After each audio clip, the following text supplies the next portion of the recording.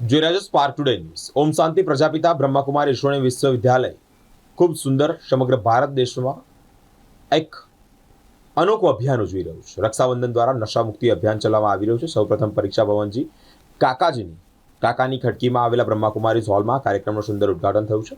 ડભોઈથી રાજયોગીની બ્રહ્માકુમારી જ્યોતિ દીદી પધાર્યા હતા। ભાજપાના મંત્રી વડોદરા જિલ્લાના હિનાબેન મોડ પણ પધાર્યા હતા। ન્યૂટન નશાબંધી અભિયાનના બુનિયાદના રીતેશભાઈ પટેલ પણ ખાસ ઉપસ્થિત રહ્યા। બોડેલીથી હર્ષાબેન પણ પધાર્યા હતા। ખૂબ સુંદર યોગદાન જોવા મળ્યું છે।